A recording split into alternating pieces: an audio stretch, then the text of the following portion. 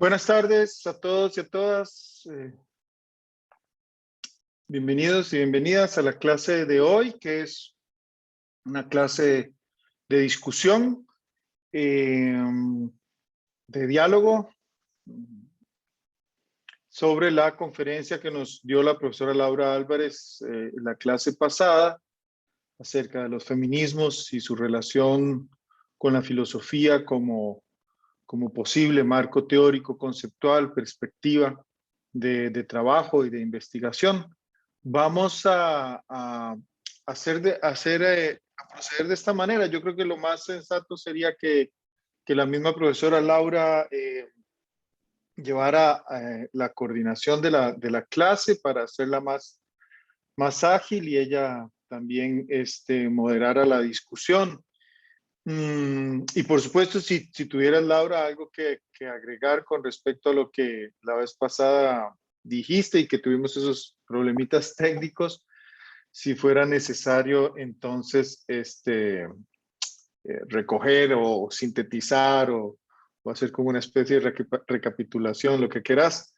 Entonces, le dejo la moderación de la sesión a Laura para que ella la lleve adelante. Entonces, bienvenida, Laura. Muchas gracias de nuevo por la conferencia y a todos y todas, pues ir por los medios que Zoom permite, pidiendo la palabra ordenadamente y tratar de no establecer diálogos, sino para dar la oportunidad a la mayor cantidad posible de compañeros y compañeras de intervenir, evacuar sus dudas o dar sus opiniones.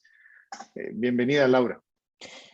Hola, hola, hola Pablo, hola compañeros, compañeras. Bueno, de antemano solicitarles disculpas por los inconvenientes de la vez pasada. Al final fue mi equipo, entonces ya estaba pidiendo cambio la computadora. Entonces sí fue un asunto que tuve que resolver en estos días. Espero que el cambio de equipo no me juegue una mala pasada, además, ¿verdad? Entonces, lo que estaba cerrando la vez pasada tenía que ver con un- una síntesis del planteamiento de Simone de Beauvoir, que es una de las exponentes, ¿verdad? No queremos con esto decir bajo ninguna circunstancia de que a esto se reducen los feminismos. Los feminismos justamente contienen en sí mismos una cantidad bastante importante, no solamente de desarrollos teóricos, sino de escuelas feministas. Y como, eso sí, a partir de de las tesis de Simone de Beauvoir, se estableció un trabajo diferenciado contemplando esta condición de la situación, ¿verdad? Una historización, una politización, una mirada crítica inclusive que aborda retroactivamente a la historia de la filosofía con la intención justamente de observar ahí esos restos que se desprenden justamente de una mirada que en otro momento no contempló ni a las mujeres, que como lo repetí insistentemente en la clase anterior, no tiene que ver con esto, con una posición esencial o metafísica, sino que tiene que ver con una categoría política, al igual que con cuando afirmo de cuerpos feminizados o cuerpos minorizados, ¿verdad? Es importante señalar que además cuando se plantea de que hay un posicionamiento en contra de un discurso convencional o no problematizado desde una postura feminista, nos referimos a que no solamente se habría dado énfasis a lo masculino, sino a un tipo de masculinidad. Ojo con esto, ¿verdad? Porque tiene que ver con una masculinidad también considerada hegemónica, proveniente principalmente de sectores que se representan a sí mismos, ojo con esto también, como blancos o como europeos, ¿verdad? Porque también hay que contemplar que dentro de las múltiples interseccionalidades también hay jerarquías. Ahora, Simone de Beauvoir sí nos alerta a que estas jerarquías sí habría que verlas a lo interno, ¿verdad? No es lo mismo ser un hombre blanco o un hombre negro a una mujer blanca o una mujer negra, ¿verdad? De una u otra manera, lo que les invitaba hacia el final, que eso fue lo que creo que más se cortó, era a tomar en consideración este tipo de aproximación como una perspectiva crítica, que hace un llamado a la revisión de presupuestos o preconcepciones de mundo que estarían ancladas en una transmisión hegemónica, aquí utilizándolo desde un sentido gramsciano, ¿verdad? Es decir, como un discurso que pretende ser universal, y cómo los feminismos han logrado socavar buena parte de esto aparentemente universal. Evidentemente, hay múltiples disputas, inclusive dentro de los propios feminismos, ¿verdad? Hay feminismos que plantean, por ejemplo, la base de la igualdad para poder pensar las relaciones entre los diferentes cuerpos. Hay otros que sí van a dar énfasis a las diferencias posibles constitutivas. Hay otros que van a interpretar estas diferencias aparentemente constitutivas como un efecto de la cultura. Entonces van a plantearlo como feminismo de la equidad. Y bueno, sin más, nada más quisiera dejar esto así. No sé si alguno o alguna quiere iniciar con las preguntas. Veo una mano levantada. Parece que resucitó Richard Wagner. A servirle. Mire, una consulta, bueno, lo mío es más que todo antes de, digamos, de entrar en alguna especie de debate, algo, digamos, como de forma. Por ejemplo, pongamos que yo llego y agarro un artículo suyo, ¿verdad? Donde se llegue y está planteando, por ejemplo, alguna idea, y supongamos que esa idea ha sido ampliamente desacreditada en otras cosas. Entonces, a razón de debate, en términos de la universidad, yo llego y digo, bueno, es que la profesora en artículo tal, fecha tal, dice esto, pero esto ha sido ampliamente desacreditado. La libertad de cátedra, digamos, aplica también para nosotros. O sea, digamos, yo no tengo ningún problema, digamos, en atacar como, digamos, como algún artículo, algún profesor, en algún debate, digamos, no hay ningún tipo ahí de reprimenda legal o algo, no. Bueno, no entiendo qué tiene esto que ver con el tema del conversatorio y la conferencia. No, digamos, es Entonces, que, no le veo el porqué de su pregunta. Eso podría usted elevarlo a las instancias correspondientes. no, pero es que, digamos, si uno va a hacer un debate, la pregunta mía es, por ejemplo, si yo quiero, digamos, hacer, digamos, qué sé yo, plantear contraargumentos, argumentos que usted ha escrito en artículos suyos, en medio del debate, digamos, ¿se puede dar algún problema o no hay ningún inconveniente? Eh, no veo qué relación tiene esto con el tema de la conferencia y me voy a circunscribir a que esta es una clase sobre feminismos. Si usted tiene estas inquietudes, puede elevarlas a la escuela. Ok, muchísimas gracias. Ujú. Andrés, adelante, por favor. Sí, buenas tardes, profe. Gracias por la conferencia de la semana pasada. Ujú. De hecho, me aclaró muchas dudas que tenía. No soy muy cercano a la doctrina o a la corriente del pensamiento feminista. Y pues, como ya le dije, me aclaró y pues creo que tengo una imagen un poco más distinta de lo que se suele decir por fuera eh, del propio feminismo, ¿verdad? Y mi pregunta va así como blanco, heterosexual, hombre, ¿verdad? Eh, mi pregunta es justamente cuál es la posición que puede adoptar el hombre ante esta reacción, digamos. Más que todo, mi pregunta es cómo puedo yo ayudar a que esta deuda que quizás al principio se hizo alusión pueda mermar, ¿verdad? Para Simón de Beauvoir, ¿cuál es la posición del hombre en su estructura política o, bueno, o social, como se guste ver?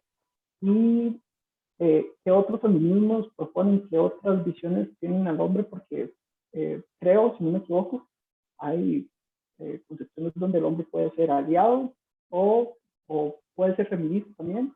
Hay otros donde dicen no, que el hombre no puede ser feminista, eh, y otros donde dicen que ni siquiera creo Ujú. cabe dentro de la concepción del hombre, dentro del esquema. Entonces quisiera saber más o menos, no sé si me di a entender, Sí, creo sí, que es sí, como sí le una... entendí. Muchas gracias, Andrés. Bueno, esto es un debate, no puedo darle una respuesta última. Le voy a brindar lo mejor posible las coordenadas del escenario sobre el cual se está dando este debate. Al menos estrictamente en Simón de Beauvoir, no, al menos en la obra a la cual reseñé, que es en el segundo sexo, no aparece una referencia explícita a cuál debería ser el papel de un sujeto masculino. o de un sujeto que se represente a sí mismo como hombre. Vean que lo estoy diciendo con muchísimo cuidado porque quiero sostener y seguir utilizando justamente la premisa inicial de que lo que se trata de una construcción sociocultural. Ahora, dicho esto, habría que también poder distinguir. Habrían feminismos normativos y feminismos más cercanos al realismo político, ¿verdad? Es decir, aquí hay diferentes variaciones. Con respecto a los normativos, podríamos ubicar que sí existe un amplio debate acerca de cuál debería ser, en términos de un deber ser, justamente la posición claramente de un hombre. Ahora, dentro de este debate, digamos, las feministas que partirían del presupuesto de que los hombres no pueden ser aliados o no pueden decirse feministas, lo articulan con base en la posición histórica que los hombres han ocupado y que bajo la ausencia de una experiencia vital, cotidiana, de pertenecer a un cuerpo, ya sea femenino o feminizado, es poco probable que se pueda comprender a cabalidad la experiencia justamente de ser una mujer en un contexto patriarcal. Esto es una posición, ¿verdad? No estoy con esto afirmando ni negando que esto sea válido o inválido. Nada más quiero mostrar las posiciones que se están gestando. Por otro lado, habemos, y ahí es donde yo me incluyo, otras que no partimos de un deber ser, de cuál sería la posición última, porque en esa línea me parece que es muy problemático establecer tareas asociadas y podría meterse de contrabando algún tipo de esencialismo, pero sí de antemano tratar de al menos circunscribir cuál sería la prioridad discursiva. ¿A qué me refiero con esto? De que si bien se puede aceptar y es deseable que haya un acompañamiento dentro de este proceso emancipatorio, una cosa es esto y otra cosa es utilizar esa plataforma para volver a posicionarse desde un lugar de primacía. Y le voy a dar un ejemplo re concreto porque estas son experiencias políticas antes que teóricas, ¿verdad? Es decir, por ejemplo, en las marchas, mucho se discute, principalmente en las marchas del 8M o el 25N, el establecimiento de bloques, ¿verdad? Entonces, en esa línea se les pide y se solicita que haya un bloque que sea considerado espacio seguro, ya sea para mujeres o para personas no binarias o personas trans. Y se les solicita a los hombres cisgénero que estén en un bloque retrasado. ¿Esto por qué se solicita? Porque en ocasiones muchas de estas personas que irían en ese primer bloque han padecido y siguen padeciendo situaciones de violencia. Entonces no quisiéramos bajo ninguna circunstancia pues provocar ahí alguna reacción que venga en detrimento de los procesos que cada persona que va en ese bloque va a ir. La gran mayoría, he de decirlo así tal cual, la gran mayoría de hombres que participan en las marchas aceptan esto, pero hay otros que intentan forzar el bloque, intentan meterse o intentan tomar la palabra, toman el megáfono, ¿verdad?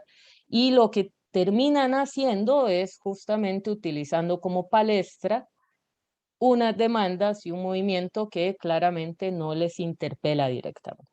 Ahora, estas serían como las dos grandes posiciones, unas que dicen, por esto que pasa, mejor no los metamos del todo, no son aliados, cosa que, insisto, al menos de mi parte, mi juicio subjetivo, no podemos hacer una separación tan tajante, y otras partes que consideramos que, ok, nos pueden acompañar, pero tienen que poder ubicarse en el lugar que corresponde. ¿Por qué? Porque esto es un movimiento emancipatorio también que proviene de una experiencia histórica. Aquí, a diferencia tal vez de otras corrientes en filosofía, aquí sí hay un fuerte componente político y estratégico que acompaña el desarrollo de la teoría. Ahora, que un hombre pueda decirse algo o no, yo no me voy a meter a discutir. O sea, si alguien quiere representarse de una forma X, lo puede hacer, ¿verdad? Si, por ejemplo, un compañero quiere decir yo soy feminista, bueno, está bien. O sea, yo no me voy a poner a discutir con la representación de cada quien porque también invalidaría mi premisa inicial de que cada quien utiliza la representación que le dé la gana. El asunto es si eso corresponde en dado caso con una praxis, y ahí hay otro elemento, ¿verdad? De que en algunas ocasiones estos discursos pueden convertirse en discursos aprendidos, claramente muy correctos, pero que a la hora de la praxis ahí observamos todavía la permanencia de estos restos. Ahora, he de decir que esta posible transformación sociocultural a la cual estamos apostando y que hemos generado ya, creo, suficientes avances, también viene de la mano de una contrarréplica, ¿verdad? Y esta contrarréplica en ocasiones supone desvirtuar no solamente los avances o los alcances que se han generado, sino también intentar minimizarlos o desprestigiarlos. Y mucho de esto también mete de contrabando esta idea de que las feministas somos, y lo voy a decir tal cual, odia hombres, que cortamos penes, ¿verdad? Que lo único que nos interesa es hablar con otras mujeres y demás.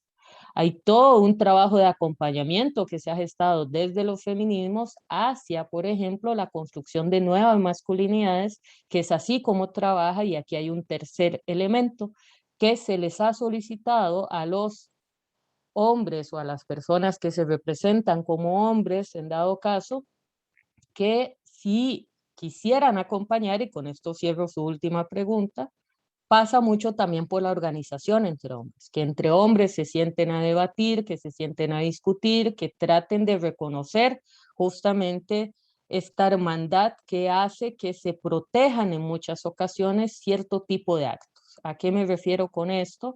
¿Verdad? Por ejemplo, en lo cotidiano, el montón de chats que hace poco de la Fiscalía, que claramente una posición feminista sostiene que el ejercicio del derecho es patriarcal, la Fiscalía a la cual se le había enviado la denuncia de este chat con un montón de mujeres que no habían accedido a que esas fotos fueran publicadas en público, literalmente, no sé si vieron la nota, la Fiscalía desestimó el caso porque no pudo encontrar a ninguno de los 3.000 tipos que ahí estaban metidos en ese chat de Telegram.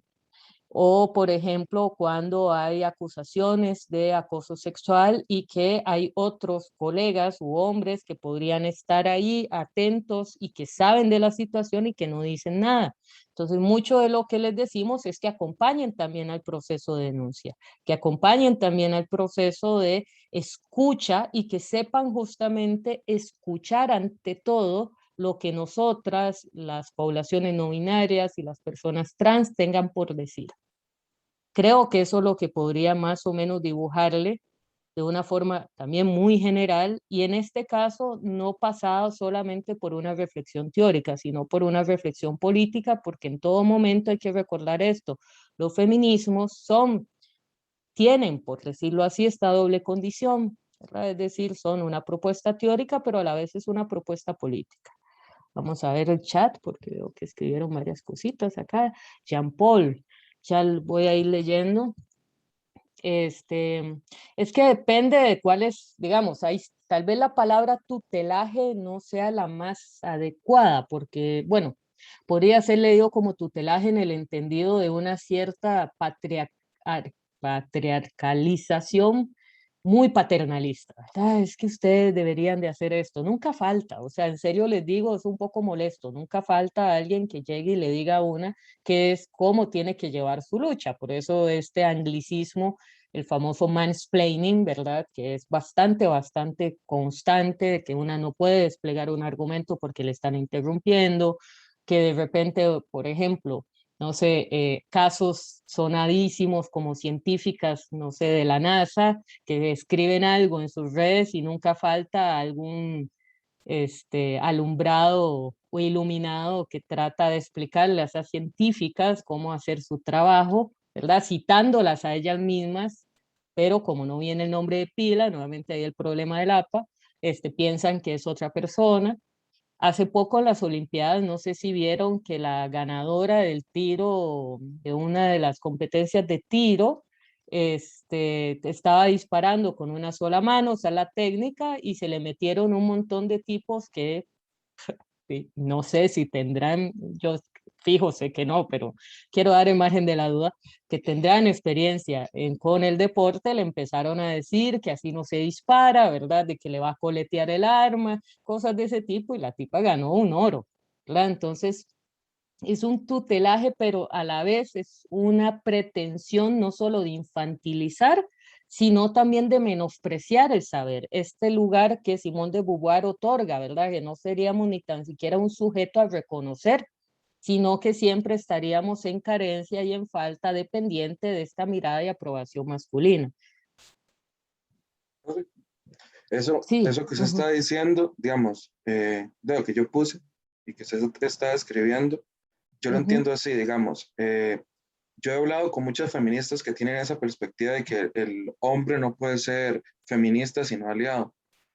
Y desde mi experiencia subjetiva, siento yo que lo que es como análogo a lo que siente la comunidad negra al que llegue un blanco y tome un papel central en la lucha, como para validar desde una sensación de superioridad esa causa.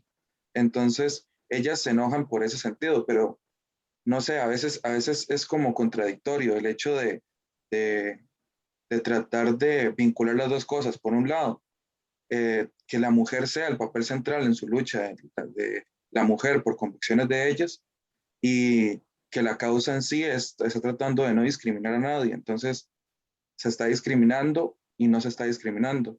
Entonces entran como una contradicción, pero es válida porque algunas personas no solamente tienen ese acceso a eso. Entonces, para entender eso que les está pasando a diario, lo único que tienen es esa corriente a la mano. Y seguramente algunas, al leer más, cambiarían de opinión o seguirían justificando de alguna manera más sólida, más que simplemente porque ellas sienten que se debería de dar así. Y Sí, lo no, que ajá.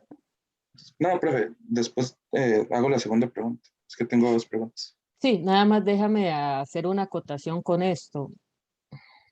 Es muy difícil en el contexto de un escenario político antagónico, porque hay que decirlo tal cual, ¿verdad? Es decir, en el feminismo, los feminismos, no solamente estaríamos abocadas a lo que mucho se le ha criticado el feminismo el liberal, ¿verdad? No es solamente tener mejores salarios o tener mejor cupo o tener cuotas, que eso desgraciadamente es buena parte del enfoque de un feminismo más de corte liberal, liberal político, no liberal económico, claramente. En general, por lo menos otras vertientes de los feminismos estamos peleando porque no se nos mate, porque es así tal cual, ¿verdad? Yo he trabajado en oficina de mujer, atiendo en clínica, y en este momento, por ejemplo, tengo un caso que tiene la máxima protección a nivel país, y es un caso de una persona que no puede ni salir de su casa, porque justamente está tan en riesgo de que el OIJ le brinda la máxima protección. ¿Verdad? Entonces no es simple y sencillamente una cuestión acá de una disputa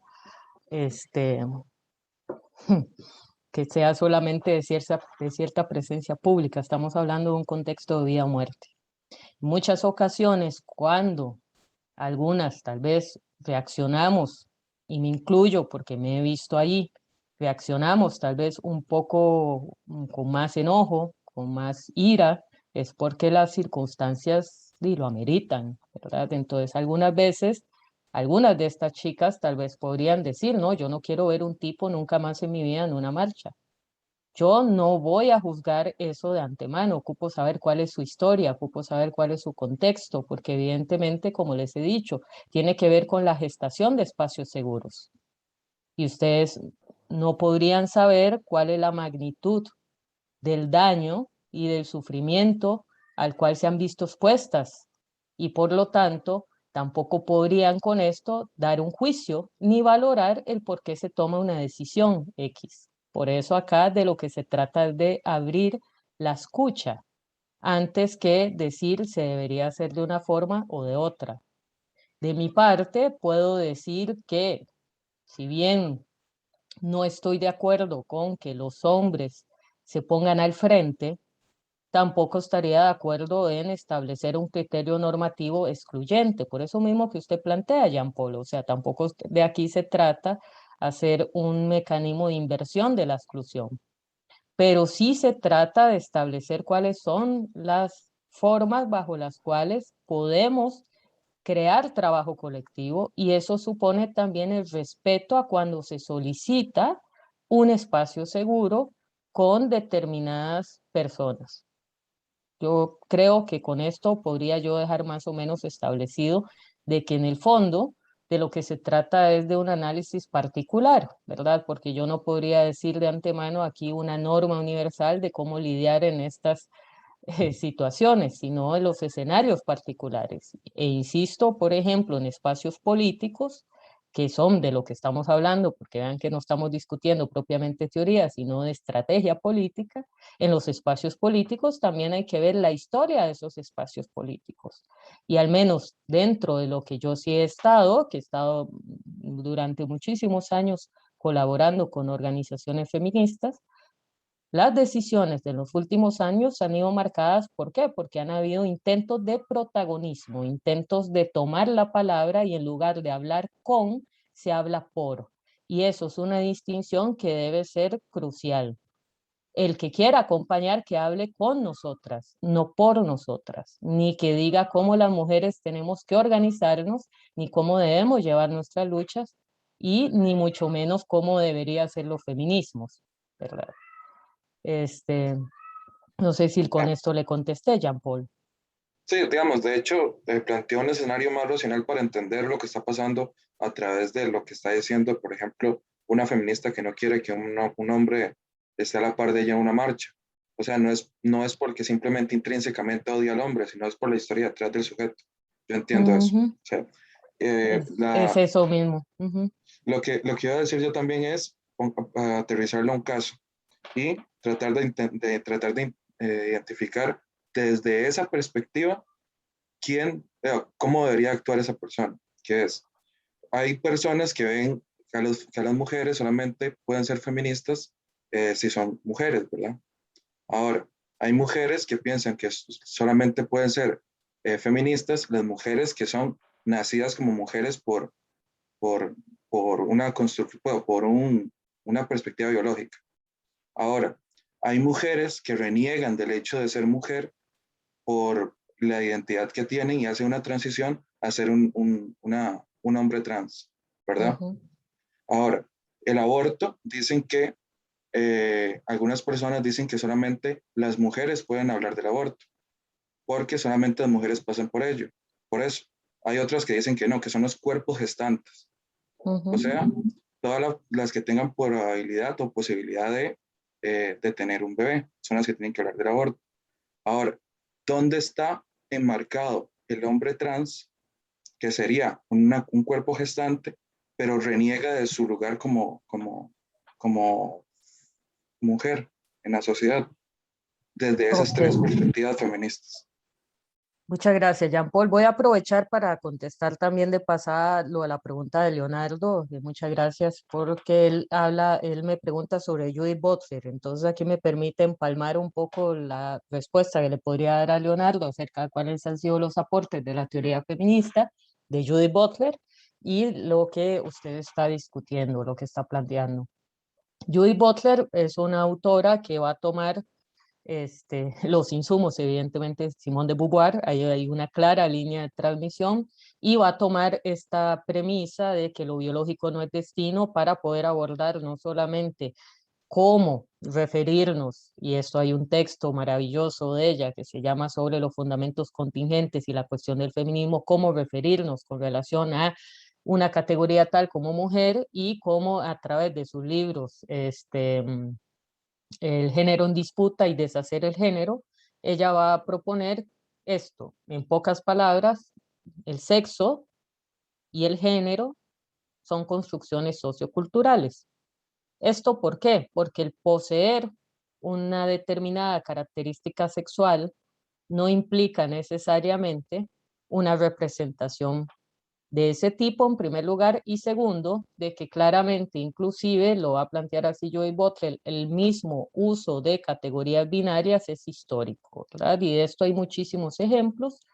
Me encantaría más bien que aquí hubiera una persona trans para que hable desde el lugar trans, ¿verdad? Porque también me parece muy problemático que estemos aquí hablando en lugar de las personas que habitan ese tipo de corporalidades. ¿Por qué? Porque aquí se mete mucho prejuicio.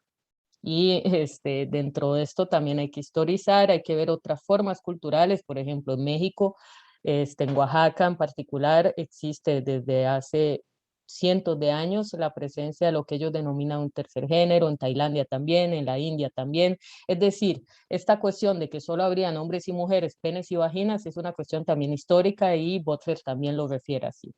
Ahora, este debate el que usted señala, es un debate desgraciadamente ahorita muy presente, que tiene que ver con una posición que yo ya no denominaría feminista, justamente porque introduce un criterio excluyente que mete de contrabando la biología y su destino. Y esta idea de que solamente las mujeres nacidas con útero, porque es eso, podríamos decir algo respecto a los feminismos, me parece algo increíblemente cerrado. Sí, Judith Butler ha aportado algo, justamente, no solamente la discusión sobre la cuestión trans, sino que además el feminismo debe ser trans. Y en eso, al menos yo, me circunscribo. El feminismo tras excluyente, que así es como se plantea, usualmente coquetea con posiciones de extrema derecha, fascistas, en las cuales nuevamente se introduce el criterio biológico como una condición última, como una determinación última, cosa que pues efectivamente no tiene mayor sentido con los hallazgos ya dados y las discusiones que se están dando a nivel no solamente biológico, fisiológico, médico, inclusive a nivel psíquico.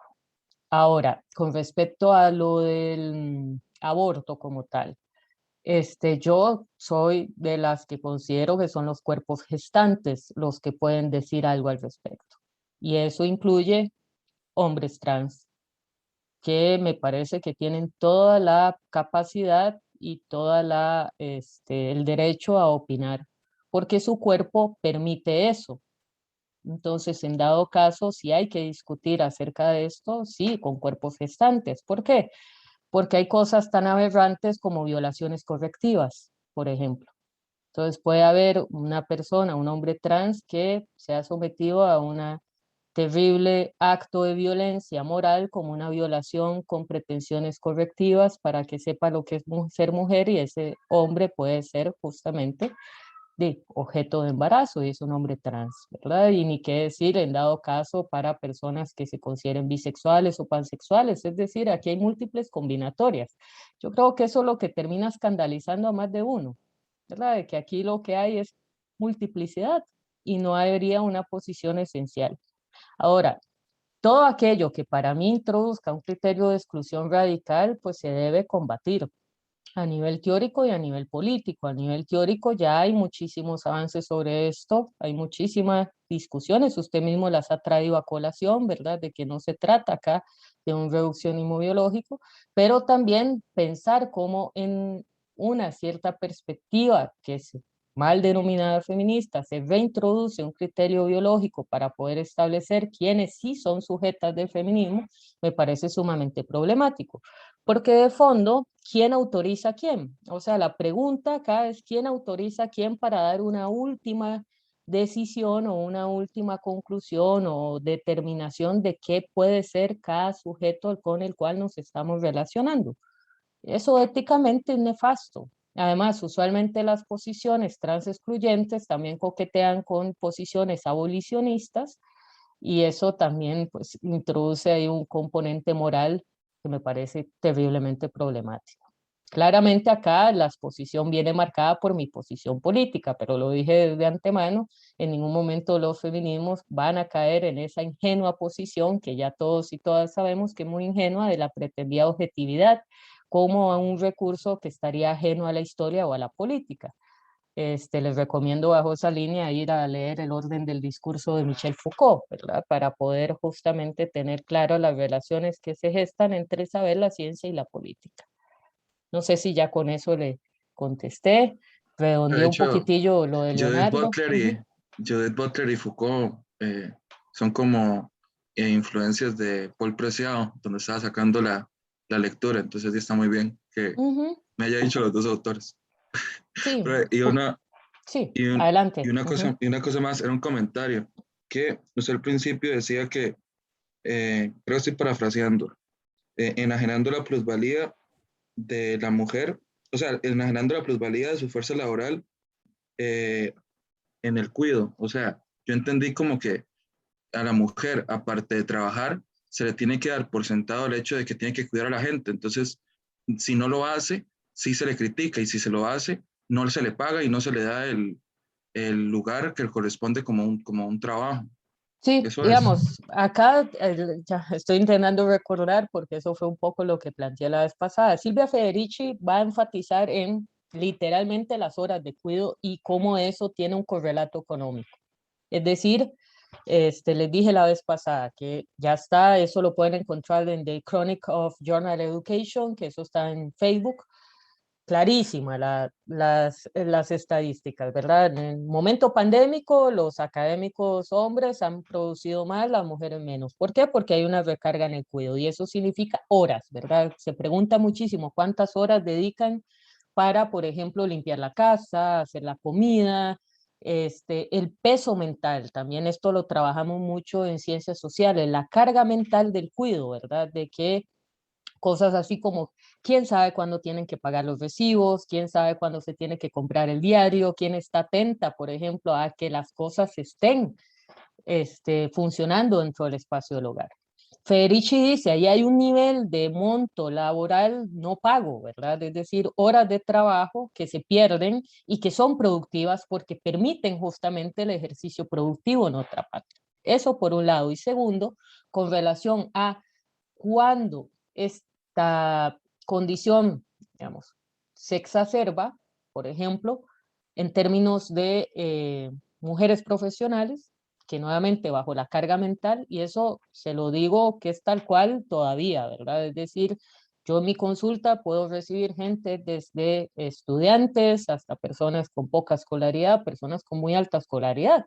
Y todavía hay cosas tales que una puede escuchar como que la mujer tiene un instinto y ese instinto hace que una cuide mejor a los niños, entonces yo voy a asumir esa carga. El hombre lo único que dice es yo ayudo, ¿verdad? Yo ayudo en la casa como si no utilizara los servicios, ¿verdad? Como si no ensuciara, como si no comiera ahí mismo. Entonces, en esta simetría, a las mujeres usualmente se les recarga una doble o inclusive una triple jornada. Y eso supone, en términos netamente del descanso y de la reproducción de la vida, una sobrecarga, una gran, digamos, recarga frente a un sujeto que es considerado más capaz y más hábil, lo cual es simple y sencillamente también un efecto histórico. Entonces va en esa doble dimensión, en el aspecto cuantitativo de la monetarización de esas horas de trabajo destinadas al cuidado, que no son pagadas. Por ejemplo, creo que fue en Argentina hace poco que acaban de aprobar una ley de pensiones para amas de casa, lo cual es una genialidad porque muchas de sus mamás, ¿sí?, que han hecho toda su vida, estar ahí dándole, ¿verdad? Y cuánta gente piensa que con eso son felices las mamás, porque también le salen a uno con esa trama, así de, ay no, yo no le voy a quitar a mi mamá que me dé comer porque yo sé que con eso ya es feliz. Eso es ser muy cínico. Entonces, esa sobrecarga, ¿verdad?, que no viene con ningún tipo de retribución ni de reconocimiento simbólico. ¿Sí le contesté, Jean Paul?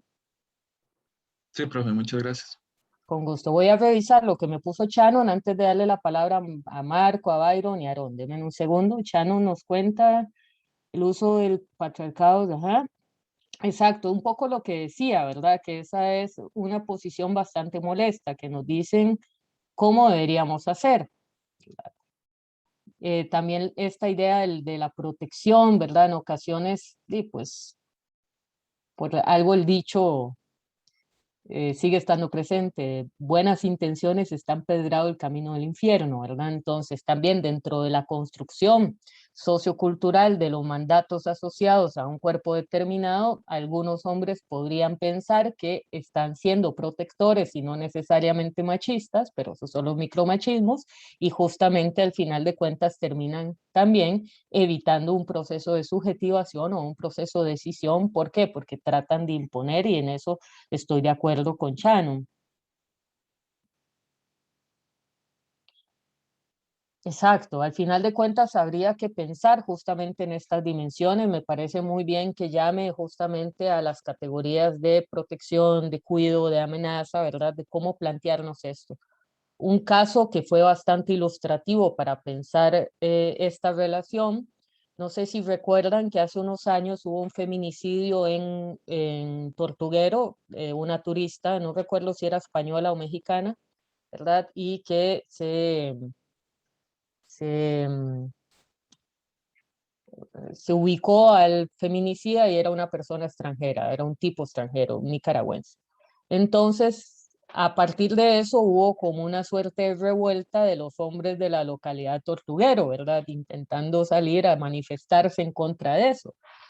Sin embargo, esto podría ser leído desde otro ángulo, es decir, más del lado de la xenofobia que del lado de una posición de reivindicación a favor de nosotras, es decir, casi que somos nosotros los locales los que podemos hacer cosas con las mujeres, ¿verdad? No los extranjeros. Entonces ahí hay que analizar sin duda el caso por caso y claramente ver y rastrear cuáles son los efectos connotativos de algunas aseveraciones o de algunas ideas que traemos, ¿verdad? Porque eso inclusive se traspasa muchísimo a nivel de micromachismo. Por ejemplo, esta idea del mansplaining, ¿verdad? El interrumpir, el no dejar hablar,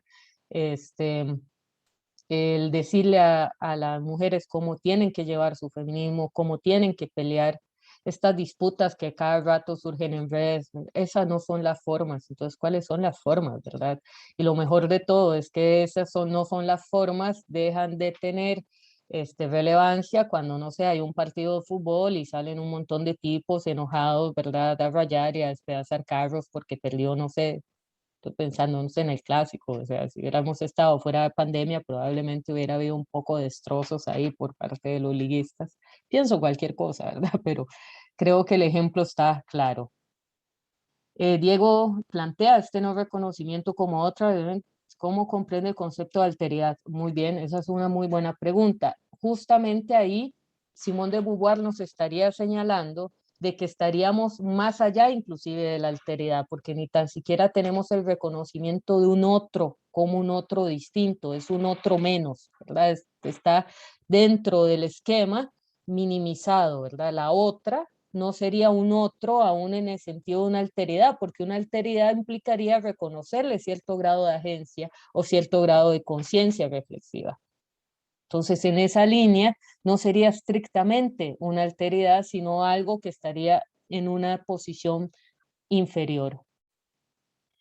Una desestimación del concepto, no se desestima, sino que se lee justamente de una perspectiva feminista, ¿verdad? Es decir, podemos pensar la alteridad, por ejemplo, con otras culturas, con otras etnias que sí nos actúan como un otro radical, pero a lo que apuesta Simone de Beauvoir es que ahí hay al menos un acercamiento. Ella utiliza un ejemplo que para la época no sería muy políticamente correcto. Ella habla, por ejemplo, con relación a los hombres negros. Y ese ejemplo lo da en la introducción, ¿verdad? Que funciona muy similar a los hombres negros y a los judíos, que en dado caso son figuras que podrían ser consideradas abyectas, pero que en el caso de los hombres igual permite una cierta transitividad, es decir, un mínimo de reconocimiento, pero en el caso de las mujeres no. No sé si con esto le contesté a Diego, si anda por ahí. Sí, muchas gracias, profesora. Victoria dice, lo que era y lo que sigue siendo necesario una visión de la masculinidad en la que la autoestima del amor a uno con las culturas de la dominación atacan la autoestima. Bell Hooks, ok. Sí, en eso, al menos con el cierre estoy bastante de acuerdo.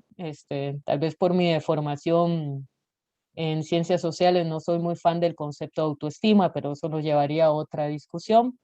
Pero me parece que el cierre es justamente lo que estaría yo contestándole también a Andrés, que preguntó qué podrían hacer, justamente criticar y desafiar esta dominación.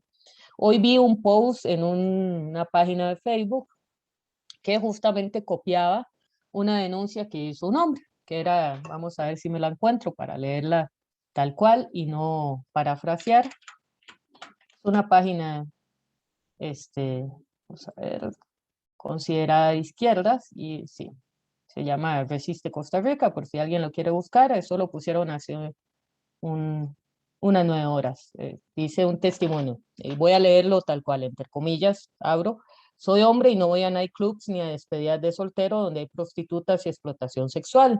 Mis compas me dicen, maricón, playito, no lo dejan ir. Los hombres en una despedida de soltero con prostitutas, mujeres explotadas, se mueven como una manada. Estoy leyendo literal, ¿verdad? Hay un montón de términos que yo no utilizaría. Se excitan, tocan, chupan, abusan, pagan por sexo, pagan bailes privados entre varios. Sí, sí, dice, muchos casados, muchos con novia, muchos enamorados, se pasan a las chicas como si fueran una cosa. Es ver a una manada violando a una chica. Los compas le pagan al homenajeado 1 o 2 privados para que se haga hombre, para que tenga su último polvo, antes de casarse gastan miles. Es explotación sexual, es infidelidad, violencia machista. No quiero ver a mis amigos comportándose como violadores. No quiero ver a mi mejor compa haciéndole infiel a su esposa, que también es mi amiga. No quiero ver a compas que quiero pagando por una mamada. Pero ellos trabajan en eso porque quieren. Ellas, dice, ojalá lo quieran y lo disfruten, pero la mayoría sufren de violencia, de trata, de abusos. Es explotación. No soy un playito, soy valiente, consciente y respeto a las mujeres. Punto. Parece que ahí en eso, con cosas tal vez que las cuales no estaría yo muy de acuerdo, ciertas expresiones y demás, pero me parece que ahí se queda muy claro esta idea de desafiar la dominación y romper con el pacto de complicidad. ¿Cuántos de ustedes, principalmente me estoy dirigiendo a los hombres, tienen compas que hacen cosas que claramente no son bajo ninguna circunstancia políticamente aceptables? Porque no voy a hablar aquí de moral, no me interesa eso, me interesa a nivel político, la construcción de comunidad, del respeto al otro, del lazo. ¿Verdad? ¿Y cuántos de ustedes se paran enfrente de sus compas y les dicen, esto no es, así no va? ¿Verdad? Gracias, Elsa, por la nota. Ahí Elsa le subió la nota del caso que les comentaba. Pero bueno, Marco, adelante. Hola, profe. Me avisas si se me corta un toquecito porque me acaba de decir de que mi conexión es inestable. Pero bueno,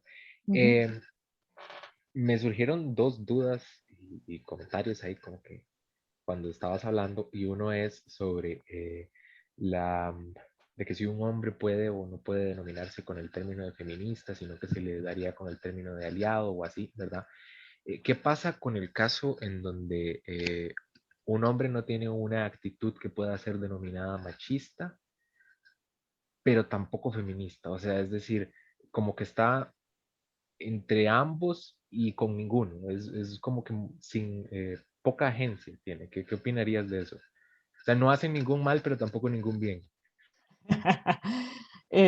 Bueno, vuelvo a repetir de antemano que no soy yo quien para juzgar a priori si un hombre está en una posición correcta al decirse aliado o feminista, ¿verdad? Para mí, en un dado caso, si algo tendría que juzgar es sus acciones, ¿verdad? Y si sus acciones van destinadas a socavar esto, pues ahí yo lo podría considerar compa, porque también la palabra aliado no me termina de gustar de fondo, ¿verdad? Ahora, los efectos connotativos, eso sí, de definirse como feminista implica una práctica.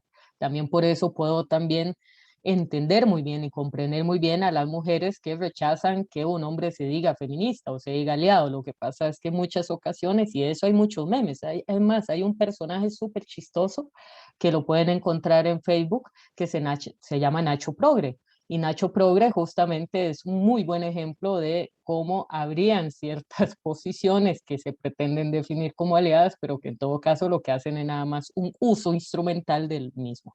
Ahora, dicho esto, porque no tengo mayor respuesta acerca de si yo considero que está bien o mal que se digan aliados o feministas, porque no puedo dar una conclusión última,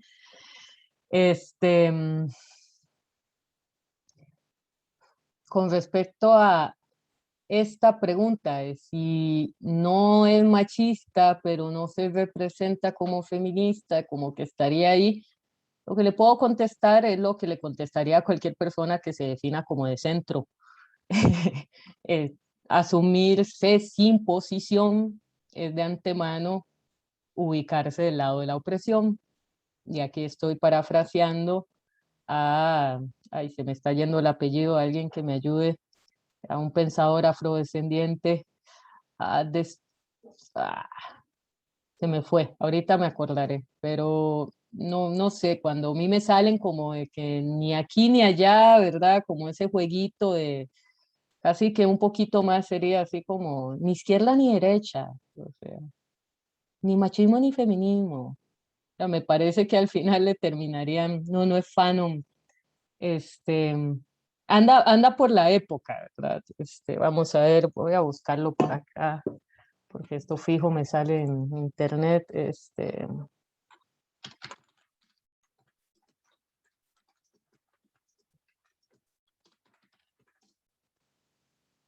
no,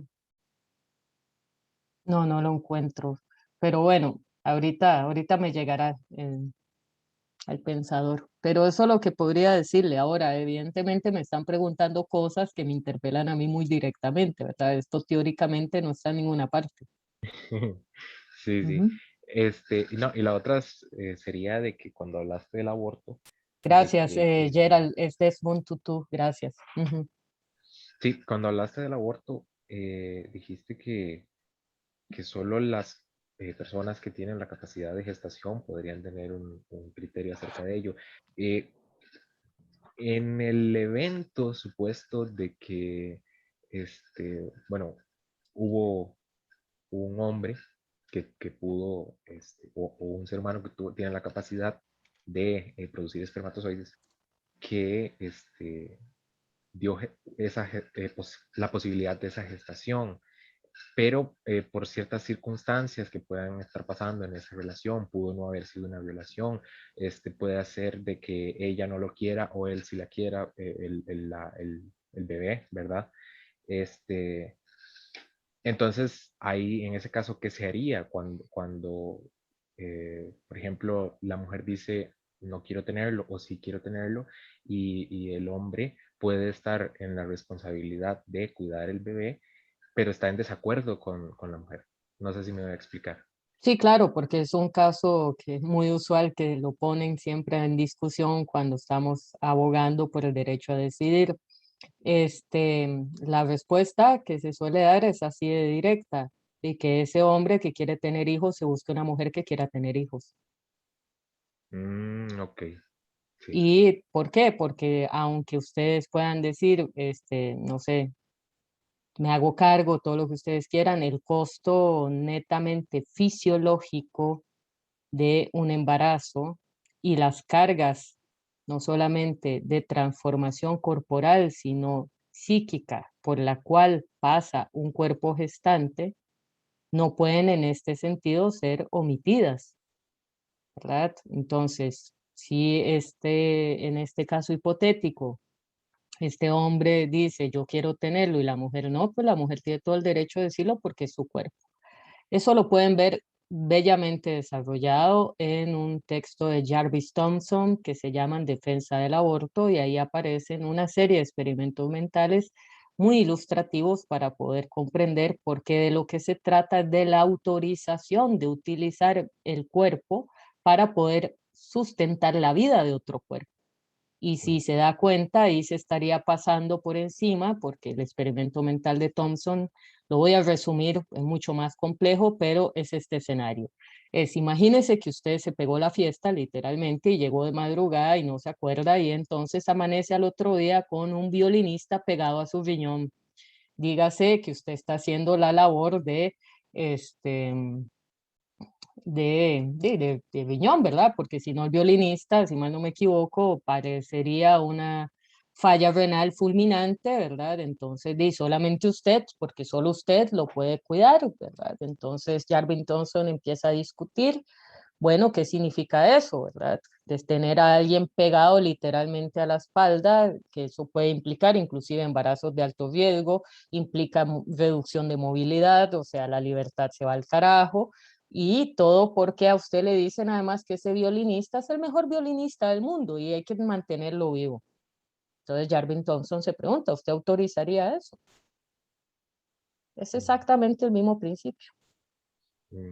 Ok, sí. Me gustó eso del asunto de la libertad. Muchísimas Sí, gracias, Pablo. claro. Con gusto, Marco. Byron, adelante. Sí, gracias, profe. Bueno, tenía dos preguntas, son más como tal vez de su opinión acerca de dos cosillas que se me venían ahorita a la mente. Primero, era como que quería saber cuál era su opinión acerca de como las problemas, digamos, las problemáticas que hay bueno, usted como académica y como tal, que se tiene que enfrentar una mujer hoy por hoy al estudiar, ¿verdad?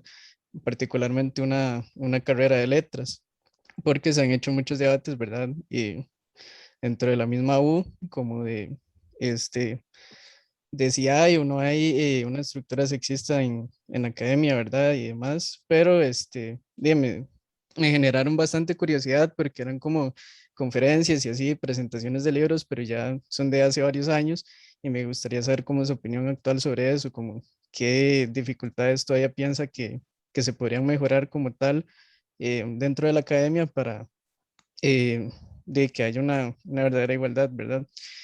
En caso de que vieras que hay algún tipo de problemáticas.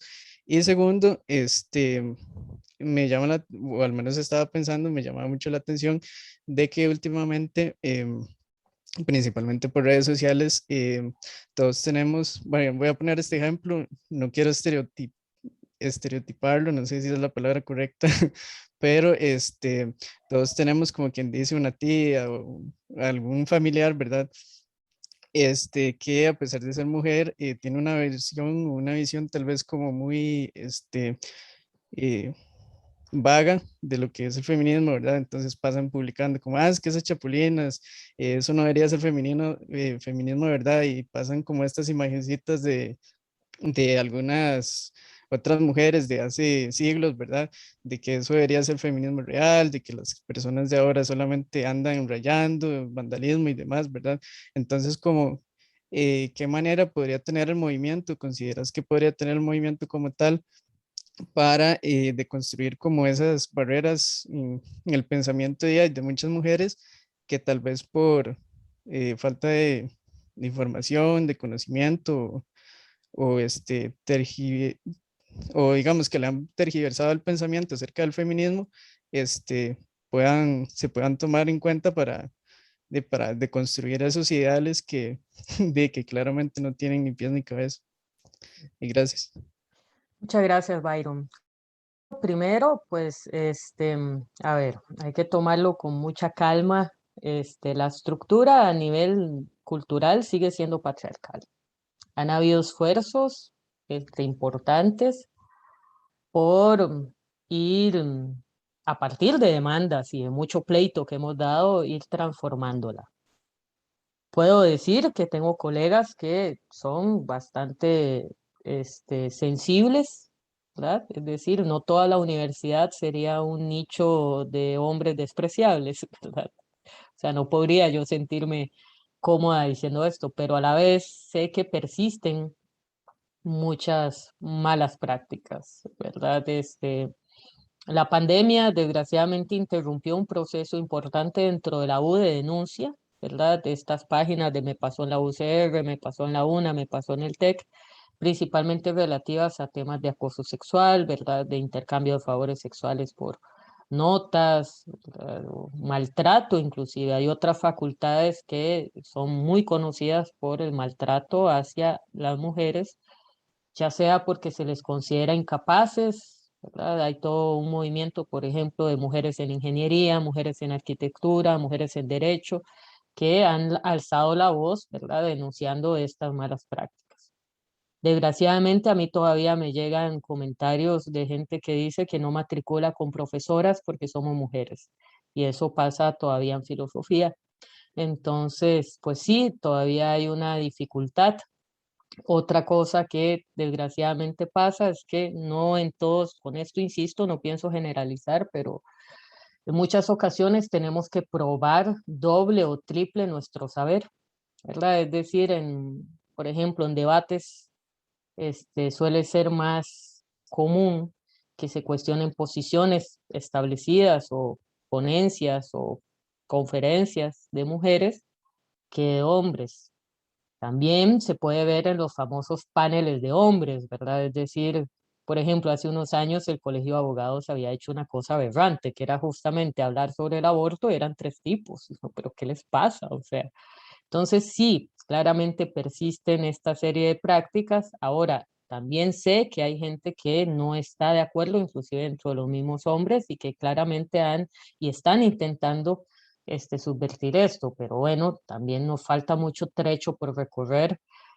Por ahí yo sé que anda la profesora Elsa, no sé si ella tendría también algo que agregar a esto, ¿verdad? Me gustaría escucharla, este, si anda por ahí. Y con respecto a lo otro, pues es que es inevitable, ¿verdad?, de que exista todavía restos muy arraigados de una construcción hegemónica acerca de qué significa ser mujer. La misma Simone de Beauvoir discute esto, es decir, que para algunas mujeres podría ser, entre comillas, ¿verdad? Es entre comillas más sencillo mantenerse en el lugar de la dependencia, mantenerse en el lugar de la sumisión, porque enfrentarse a esto es enfrentarse contra no solamente una cantidad importante de normas, formas de ser, de decir y hacer, sino enfrentarse contra la familia, enfrentarse contra los amigos, contra las amigas. Es un pleito constante. Yo creo que todas las que hemos empezado a caminar por acá sabemos que es muy difícil, que es dolorosísimo, hay que romper vínculos, hay que posicionarse, hay que establecer límites, se reciben ataques a cada rato. Entonces, también hay que tratar de comprender que tal vez estas mujeres que dicen cosas así, en el fondo también andan cargando mucho encima, ¿verdad? Entonces yo tampoco nada más podría llegar y decir a viejas esas que nos están diciendo un montón de tonteras. Y no, porque hay que también comprender cuál es la situación, ¿verdad? Y finalmente, no creo que esto pueda ser resuelto solamente vía educativa, porque si fuera resolver los problemas sociales y políticos vía educativa, creo que hace rato hubiéramos tenido un avance un poquito más visible. Esto está instalado en una economía simbólica que tiene que ver con cómo la distribución de cuerpos en una sociedad establece formas determinadas de hacer, decir y ser. Y eso impacta no solamente a las personas consideradas mujeres, sino a las personas consideradas hombres. Y aquí estamos todos y todas metidas en una red de restricciones, de opresión, de cosas que no se pueden decir, ¿verdad? De un montón de tabúes, o sea, entonces ahí, y por eso no es simple y sencillamente llegar y decir de vía educativa y didáctica, vean muchachos y muchachas, esto está mal hecho, ¿no? O sea, por eso el ejemplo de la tía es buenísimo, porque yo también tengo tías así, ¿verdad? O sea, es, ay, ¿qué les pasa? ¿Por qué van a rayar una iglesia? Y claro, ¿verdad? Y uno trata de explicarles, pero en su concepción y su cosmovisión eso no entra por ninguna parte porque está anclado en lugares muy, muy, muy profundos de la propia psique y la organización simbólica. Claro. No sé si le contesté. Sí, perfecto, profe, muchas gracias. De hecho, tal cual como lo decías, lo último, dice hoy día con día. En mi caso, por ejemplo, con mi abuela, ¿verdad? Por poner un ejemplo, Dios guarde uno le diga a ella, yo voy a lavar mi plato porque yo comí en él, ¿verdad? Ya lo ve como un insulto y ahí son cosas, cambios que se van haciendo poco a poco, como decís que...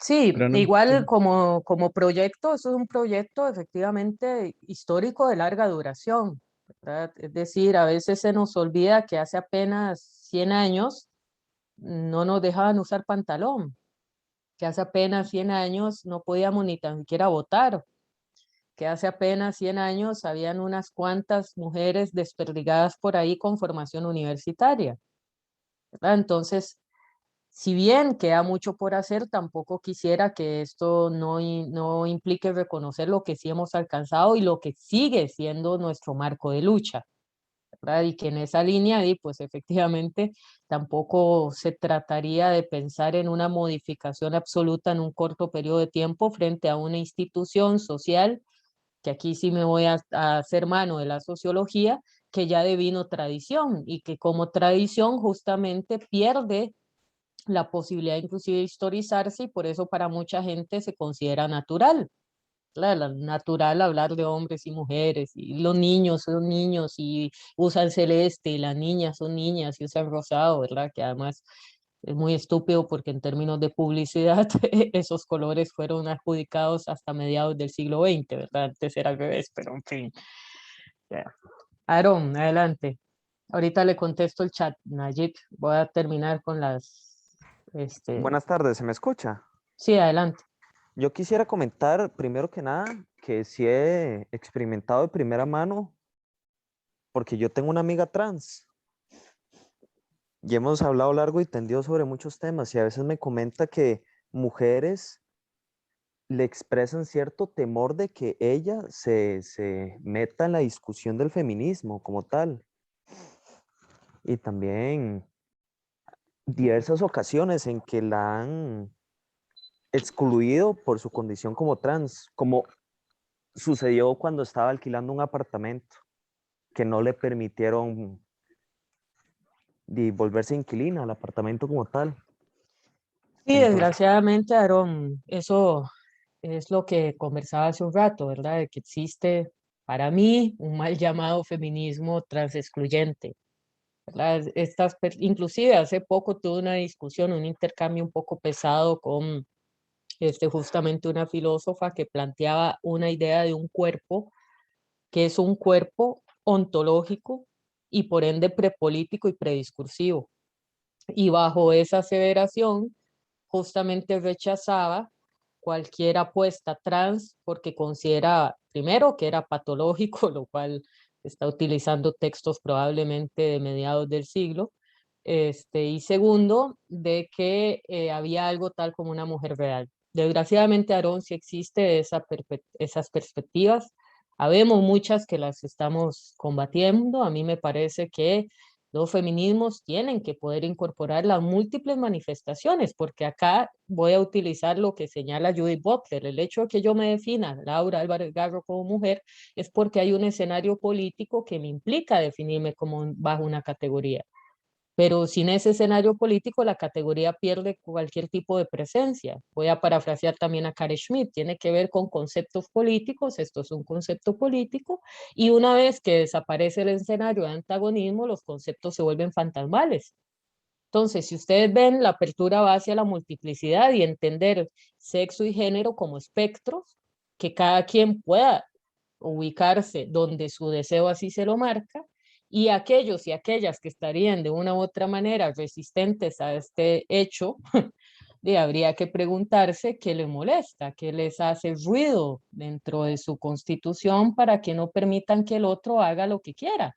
Porque de fondo es eso, tiene que ver con el deseo, tiene que ver con la libertad, porque tratar de normativizar lo que pueda hacer el otro. O sea, me parece que ya solamente desde ahí una puede efectivamente ver lo fútil de ese acto. Es como que yo llegue y les diga, ustedes se tienen que vestir de una forma, o solo tienen que comer una cosa, o solo les tiene que gustar un autor o una autora, ¿verdad? Ustedes inmediatamente se revolverían en la silla y dirían, ¿qué le pasa a esta? ¿Por qué me está queriendo decir lo que yo tengo que hacer? Es eso mismo.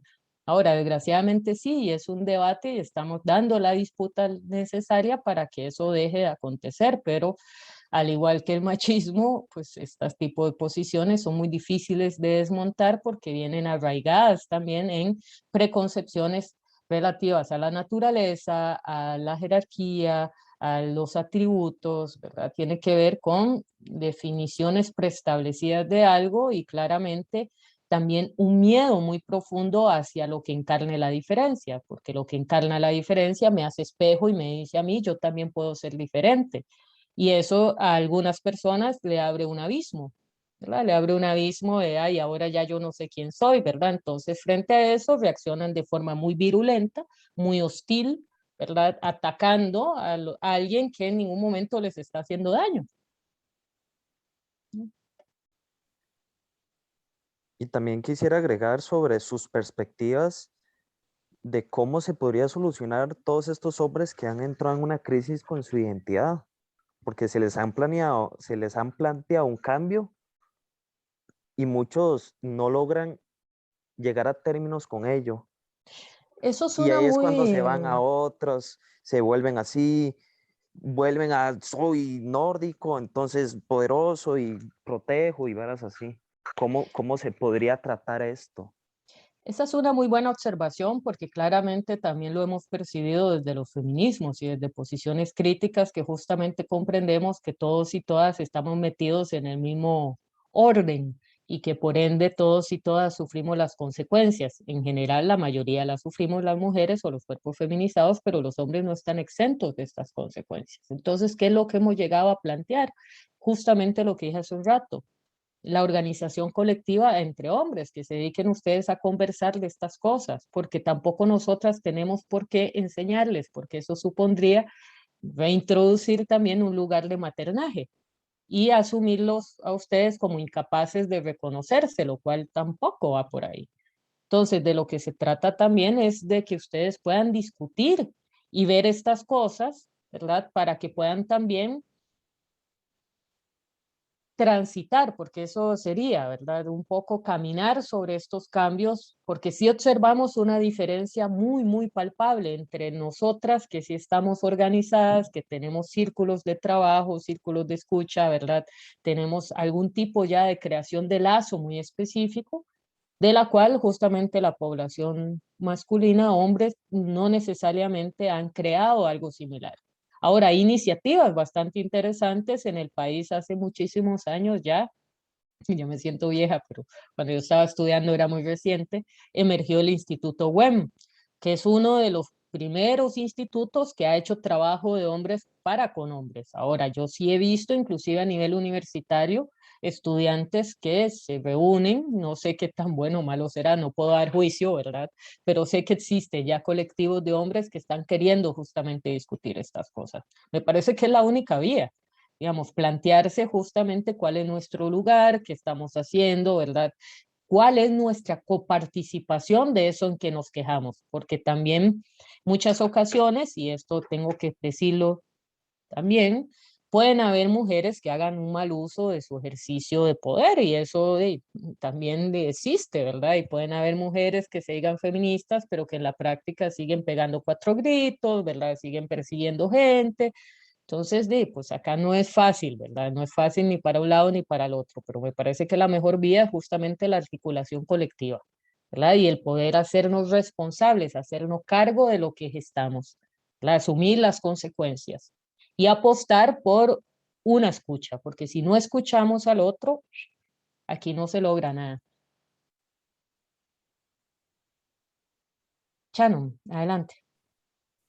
Bueno, profe, yo más lo que tengo es como una experiencia que contar, eh, que siento que es un aporte, porque entre las mismas mujeres, bueno, nosotras, mujeres y personas con cuerpos feminizados y personas no binarias, hay machismo y hay patriarcado. Y una vez yo iba caminando hacia la universidad por San José, la Plaza de la Cultura, veo un grupo de mujeres que le están gritando piropos inapropiados a otras mujeres que van caminando. Como para mí en ese momento fue impresionante, yo jamás nunca me esperé que una mujer fuera a ser perpetuadora del acoso sexual callejero, que es algo nefasto y es horrible y es algo que nos hace sentir incómodas. Y llegó un punto en el que yo me enojé tanto, en el momento que yo tuve la necesidad de confrontarles y decirles, ¿qué están haciendo? no supieron qué responderme.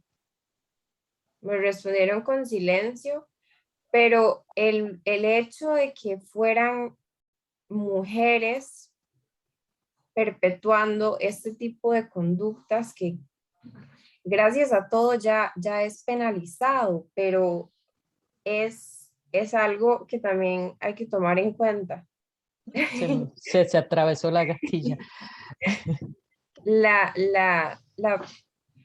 Nosotras mismas perpetuamos el patriarcado. Sí, en muchas ocasiones es así, Chano. O sea, a ver, aquí como no se habla también, así como no se habla de posiciones esenciales, tampoco se puede hablar de atributos esenciales. Es decir, el hecho de que seamos mujeres no implica que vengamos con el chip feminista metido, ¿verdad?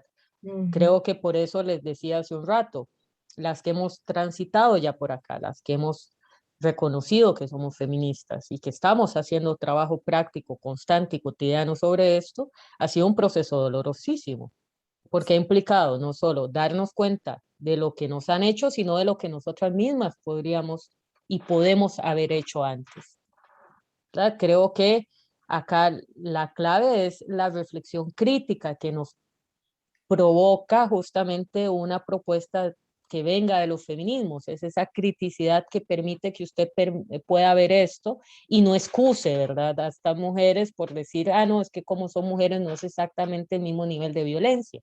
Y me parece muy acertado que usted las haya confrontado, porque es eso de lo que se trata, también de mostrarles en espejo lo que están haciendo, porque nuevamente así como yo puedo decir que en ocasiones he recibido tal vez un maltrato por parte de algún hombre, dígase colega o algo así, también puedo decir que hay mujeres que se ubican desde ese lugar del maltrato y hacen un uso de su posición enunciativa de una manera terrible. La universidad está lleno de eso, desgraciadamente.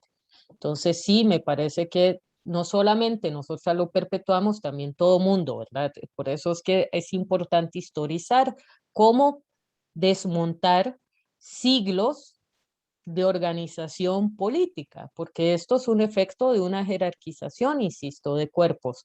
Esto que estoy diciendo está muy sustentado en los trabajos de Jacques Rancière, si a alguien le interesa, que me parece que es el más, autor más interesante en lo contemporáneo para pensar justamente lo político.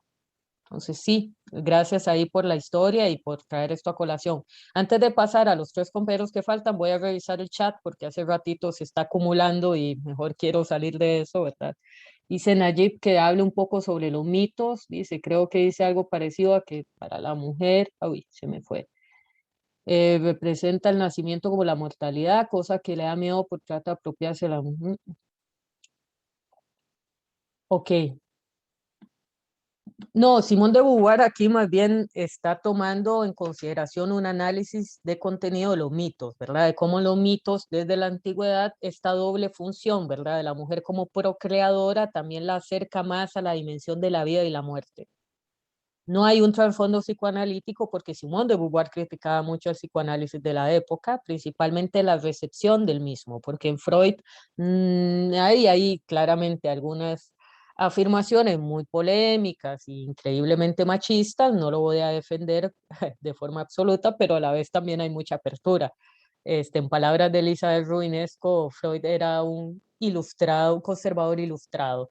Entonces, tenía como ese lugar muy ambivalente y la recepción del psicoanálisis, es decir, que durante mucho tiempo fue increíblemente conservadora. Entonces, no hay acá un trasfondo psicoanalítico en la lectura de Simone de Beauvoir, todo lo contrario, si ven el texto, ella más bien acusa el psicoanálisis de ser justamente una doctrina que coayuda a la dominación. Ahora, nuevamente con relación a lo de ese lugar ambiguo, tiene que ver con esta capacidad, ¿verdad? O sea, si usted puede dar vida, a la vez puede matar, por esta misma función que puede tener la mujer en interrumpir un proceso gestante. Entonces ahí es donde entraría eso que es un juego entre la atracción y la repulsión, dice Simone de Beauvoir. Ahora, Esto no solamente acontecería con relación a las mujeres. Un ejemplo que también explora muchísimo un filósofo contemporáneo como Achille Mbembe es cómo esto también opera con la negritud. La negritud, por un lado, es muy atractiva, ¿verdad? Y principalmente esta caricaturización de la negritud como sexualmente, ¿verdad? Increíblemente ardiente y demás, pero al mismo tiempo ocasiona repulsión. Eso lo pueden ver en la crítica a la razón negra de Achille Mbembe. Y ahí Mbembe también hace un empalme con cómo esto también interseccionalmente termina afectando doble a la mujer afrodescendiente, ¿verdad? Entonces, una mujer que viene con todas estas condiciones de ambivalencia, que genera fascinación y repulsión por su cercanía a la vida y la muerte, y a la vez es afrodescendiente con todos esos atributos aparentemente súper eróticos y súper sexuados que se le otorgan, y a la vez es objeto de amenaza. No sé si ya con eso le resolví, Nayib. Bueno, esto era de la discusión previa a Jean Paul. Andrés, opiniones de las compañeras, ¿sí? No sé si alguna compañera, pues bueno, no sé. Sharon nos comparte, sí, ¿verdad? Es eso, ¿verdad? No culpabilizar por algo que ha sido un efecto. Nayib, sí. Es que historias, si empezamos a sacar historias, yo creo que acá todos y todas tenemos suficiente para poder dar una discusión que nos llevaría de todo un semestre, ¿verdad? Un programa serio en formación en teoría feminista abierto a todo público.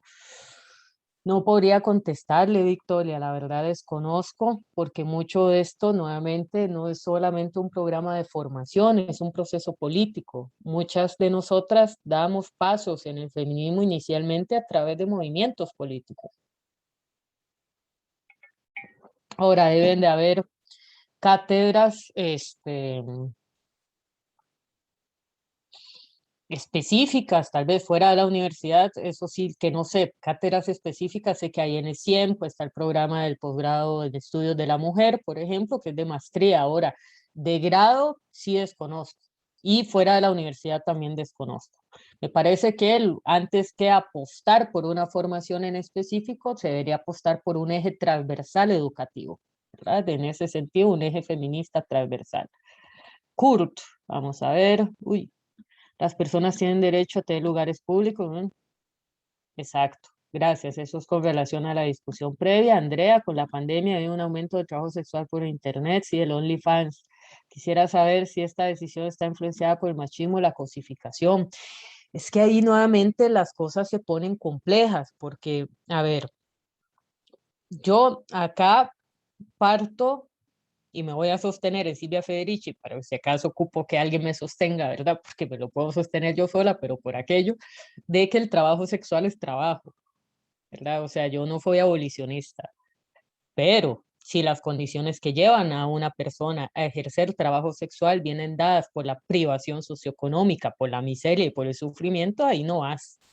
Ahora, si es una persona que está en capacidad de elección como cualquier otra y decide hacer trabajo sexual, todo bien.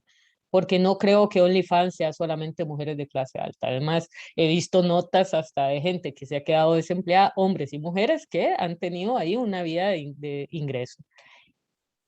Ahora, yo no me voy a poner a discutir moralidades, ¿verdad? Que eso es lo que le responde Silvia Federici a muchas de sus colegas abolicionistas, de afirmar de que el trabajo sexual sea distinto a otro tipo de trabajo manual, literal, es moral al final de cuentas, porque igual también, pues, o sea, igual se juega el cuerpo en un sentido muy marxista. Entonces, para mí tiene que ver con la capacidad de decisión y la situación. Arturo, vamos a ver, dice que ha hablado al respecto, una mujer no quiera tener un embarazo, el hombre sí. A ver, un segundo. Me refiero a que lo cual se responde que si quiera un hijo. Con el caso contrario, me refiero a que el hombre actualmente debe responder por ley a su responsabilidad en cuanto a pensiones y demás, aunque ay,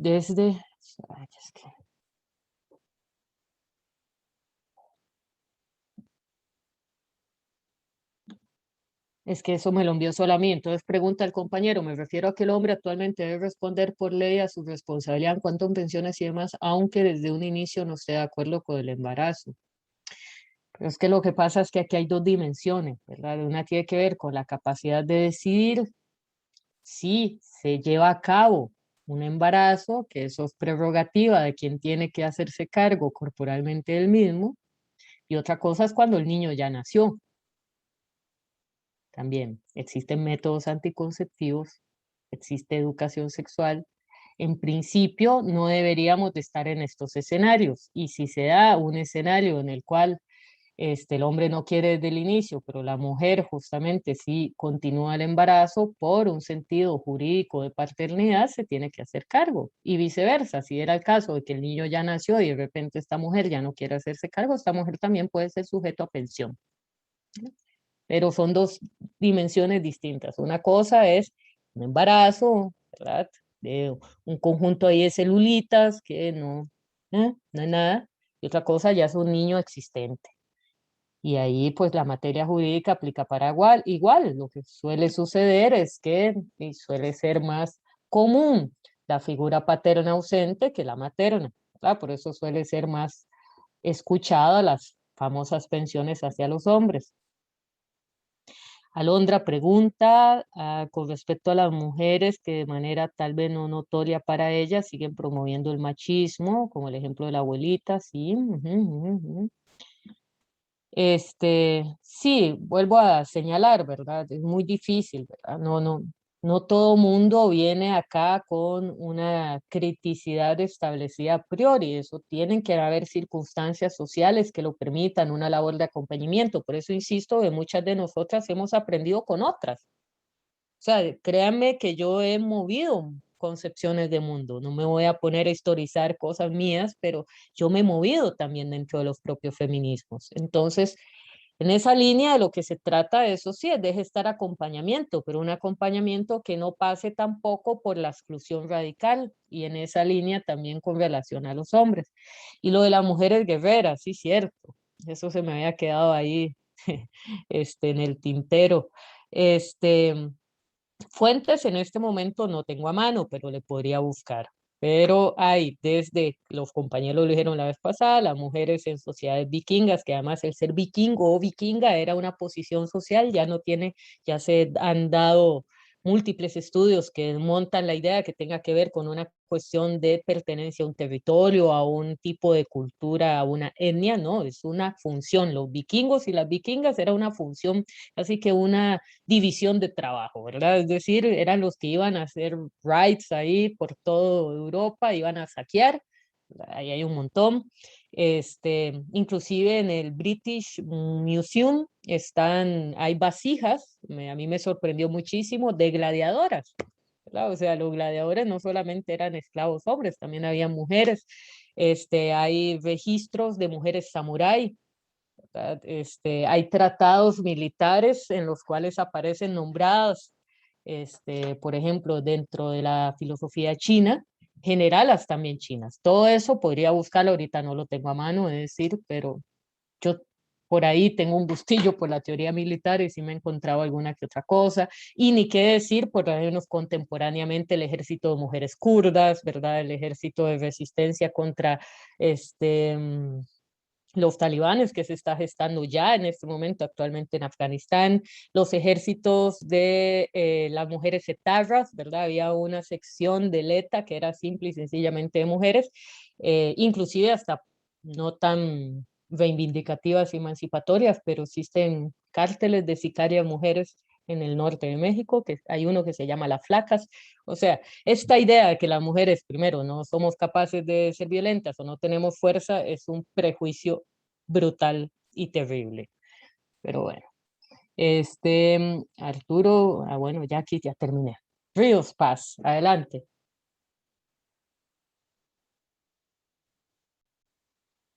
Ríos Paz.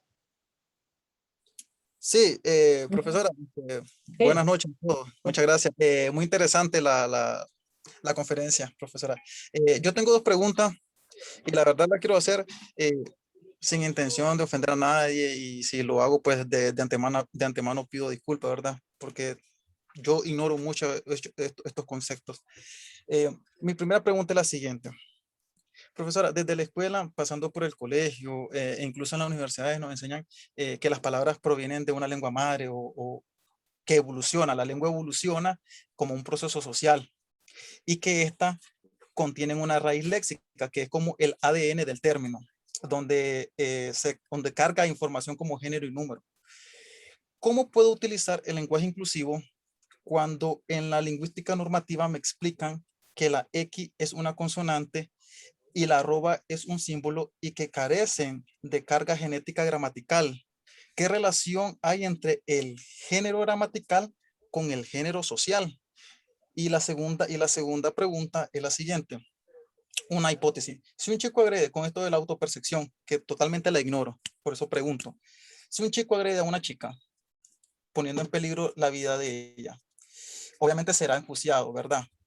Posiblemente como un feminicidio frustrado. Pero ¿qué sucedería si este chico a la hora del juicio se autopercibe como mujer? Es decir, ¿sería siempre juzgado como feminicidio frustrado o como violencia común? Muchas gracias. Ay, sí, bueno, vamos por partes. Con relación a lo primero, a menos de que, no sé, usted me logre comprobar de manera fehaciente ese presupuesto genetista, cosa que ningún lingüista ha logrado comprobar, porque eso no es más que una teoría, o en dado caso irnos al indoeuropeo y ir así aparentemente al origen, de casi que nos iríamos al origen del lenguaje, ¿verdad? Cosa que, insisto, no viene al caso. Podría sostenerse ese presupuesto. Cuando se habla de normatividad, muchas personas olvidan que esa normatividad viene establecida de otras personas y que en algún momento estas reglas fueron establecidas, por ejemplo, las de la RAE, justamente por un acuerdo dado en un momento histórico determinado. Que si la X o no la X, o que la E o no la E, a mí eso al final de cuentas no me parece que venga al caso, porque estamos hablando de un posicionamiento político. El chiste que usted en la mañana probablemente lo escuchó, que lo hice hoy o hace unas clases, ¿verdad? Que yo les dije, al final de cuentas, y si de lo que se trata es de partir de una aparente pureza del lenguaje, pues deberíamos entonces retirar todas las palabras que provienen no solamente de los anglicismos, sino del árabe, y terminaríamos, no sé, haciendo un chiste hablando del mío sí. O sea, me parece que esta pretensión de rastrear una aparente continuidad y permanencia en el uso de pronombres o de géneros no viene al caso. Al menos esa es mi posición. Además, dentro de la propia lingüística hay discusiones. Esto tampoco es una verdad dentro de la lingüística, es una vertiente esta que sostiene la idea de que hay una norma y que esa norma debería permanecer inmóvil porque retrocede, según ellos, a un punto de inauguración del lenguaje que quisiera ver dónde está, ¿verdad? Eso por un lado. Con respecto a lo otro, son escenarios que usualmente se ponen para intentar socavar el esfuerzo para gestar legislación que tenga características de afirmación positiva, dígase legislación de protección a la mujer como los feminicidios. Un hombre que se atreva a intentar un feminicidio no va, y es muy poco probable que se represente como mujer porque nos desprecia. Entonces ese escenario también es de fondo poco probable. Y si aconteciera, pues ahí tocará a los jueces y a las juezas que están haciendo ese trabajo de interpretación de la ley. Hasta donde yo tengo entendido, eso nunca ha pasado. Ahora, puede que pase, nunca lo voy a desestimar porque siempre hay excepciones, pero en dado caso es un gesto que sería muy poco probable para un hombre que es agresor, porque lo que le interesa más bien es agredir para sostenerse en su lugar de hombre. Entonces es muy poco difícil, es muy poco probable, perdón, que después llegue y diga, no, mira, para zafarme de un proceso legal voy a decir que soy mujer. No es tan sencillo. Además, las personas que hacen procesos de tránsito usualmente la pasa muy mal, entonces no necesariamente esto es nada más como que uno llegue y diga, mira, para zafarme de algo, entonces hoy un día sí, un día no. Eso es lo que le podría contestar. Me parece que ese tipo de escenarios, que son escenarios que son muy poco probables y poco realistas, en realidad van de la mano con el esfuerzo de evitar que hayan afirmación positiva, ¿verdad? Jacqueline.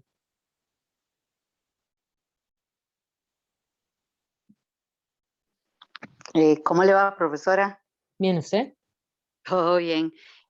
La semana pasada habías conversado algo sobre cuando las mujeres eran violadas, entonces la postura del hombre que decía, ok, bueno, es como que le di su merecido, como que de alguna forma también yo lo vinculaba como esa sanación o castigo, ¿verdad? Que la mujer necesitaba. Entonces, vos que has trabajado, deduzco con mujeres que han sido víctimas, no sé si decir víctimas, ¿qué sucede con ellas? Digamos, ¿cómo logran atravesar ese proceso para concebirse? O sea, muchas veces las mujeres mismas, por tratar y de quedar, no sé cómo decirte, quedar bien con el hombre o entonces accedemos a roles que aunque bien no lo cuestionamos, no logramos salir de ellos. Es complejo el tema, pero entonces en un caso de una violación posterior, ¿cómo la mujer luego tiene que reconstruirse? ¿Qué pasa con ese cuerpo físico, con el cuerpo imaginario? ¿Qué pasa con toda esa parte también simbólica? Por ahí va la pregunta. Sí. Vamos a intentar hacer una respuesta concisa porque ya queda poco tiempo y porque es un tema muy álgido, ¿verdad? Que requiere ser tratado con mucho respeto y con Claro. muchísimo cuidado.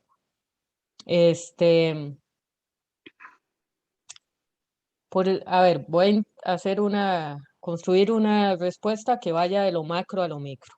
Digamos, a nivel macro es la lectura esta que les brindé, que es la propuesta de Rita Segato, ¿verdad? Que Rita Segato, a partir de un montón de entrevistas que realiza a privados de libertad condenados por violación, arriba a esta conclusión, de que justamente la violación es un mandato moral que tiene que ver con volver a posicionar a la mujer donde corresponde. Usted no puede andar a estas horas en la calle, usted anda tomando, pues se lo andaba buscando. Piensen un poco este sonado caso terrible de la manada, ¿verdad? Y cómo eso significó, ¿verdad? Todo un montón de apreciaciones terribles, ¿verdad? De que esa muchacha andaba ahí metida, que nadie la tenía andando borracha, ¿verdad? Y cosas de ese tipo. Entonces, a nivel macro se plantea como una función de corrección social. Ahora, a nivel micro, aquí la subjetividad es particular y las mujeres pueden transitar por muchos lugares. Pero usualmente lo que presentan es mucha culpabilidad porque desgraciadamente la justicia tiende a ser patriarcal. Entonces, y eso se lo digo así, con un caso que tengo abierto el sábado, un caso muy grave, que obviamente por confidencialidad no puedo dar absolutamente ningún detalle, pero la chica tuvo que ir al OIJ, ¿verdad? Y en la denuncia tuvo que contar, y estamos hablando de un caso que va más allá de solamente una violación, ¿verdad? Tuvo que contar enfrente de una jueza, enfrente de un trabajador social, enfrente de un abogado, ¿verdad? Repetir no sé cuántas veces lo que le pasó, eso ocasiona además una revictimización, a lo cual se le suma esta culpabilidad siempre presente, porque la sociedad no deja de imponer ahí un mecanismo presionante que nosotras siempre tenemos la culpa, y eso no solo nos pasa cuando hay situaciones tan graves como estas, usualmente las mujeres tendemos a posicionarnos desde el lugar de que somos nosotras las responsables de lo que pasa, ¿verdad? Por una estructura social que así que genera una proclividad a la impunidad del otro lado.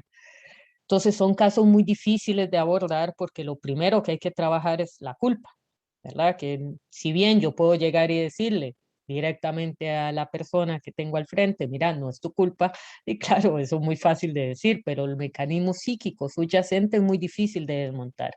Y si a eso además se le suma que haya un vínculo previo, como en los casos de violencia intrafamiliar o violencia de pareja, ¿verdad? Son son procesos muy largos y muy difíciles de sobrellevar, requieren muchísimo trabajo, muchísima paciencia. Y pues sí, no es nada fácil, por eso no es nada más llegar y decirle a una chica, ¿y por qué no denunció? ¿Por qué no fue? Porque, o sea, puede pasar de todo. No sé si vieron, por ejemplo, las condenas recientes. O sea, el caso de Allison, un tipo la agarra, la lanza literalmente a un guindo, la lanza viva. O sea, ustedes tienen que ver el escarnio, ¿verdad? La brutalidad, y lo que le dan son 18 años. Entonces una se pregunta, ¿cuál es la lógica que impera dentro del sistema judicial para dar un juicio de ese tipo? Y entonces, cuando hay mujeres que están en situaciones así, muchos se preguntan qué tanto vale la pena. Y cuesta muchísimo. O sea, sí les estoy diciendo que antes de salir con alguna cuestión tipo, ay, eso nada más denuncio, o sálgase de ahí, o déjelo, o fue culpa. O sea, traten de posicionarse en el lugar de una persona que está en un vínculo muy complejo y que además está en una situación muy difícil, ¿verdad? Entonces sí cuesta muchísimo. Ahí claramente un Estado debería, ahí sí me voy a poner normativa, o sea, aquí se debería tener un abordaje integral a las mujeres que son víctimas de este tipo de procesos, no solamente psicológico, sino trabajo social y político, ¿verdad? Porque también sobre esto hay que trabajar. Andrea, a veces eso me pasa a mí también, mi gata hace eso. No sé si le contesté, Jacqueline. Sí, sí, me contestaste propiamente, quizás lo concibo, sí, desde la parte sociopolítica. Y volvemos al punto que también los compañeros hablaban de la abuelita, ¿verdad? Que si le lavaba el plato y toda esa concepción tiene que ver al momento quizás de afrontar una mujer una violación, porque todo ese peso cultural pues nos va a llevar a ver cómo tomamos la decisión en una denuncia o no denunciar, ¿verdad? No es fácil, toda la carga que tenemos las mujeres encima. Incluso que hablabas también en las marchas, como de alguna forma muchas veces hay interrupción del diálogo de una mujer. Sucede mucho en la cotidianidad, en la parte coloquial, que las mujeres cuando tenemos una expresión un poco más abierta y más segura, pues hay una tendencia a que nos excluyan, porque así sucede. Sí, sí. Sí, o sea, ejemplos yo creo que todas acá tenemos hasta para tirar para arriba, ¿verdad? Claro.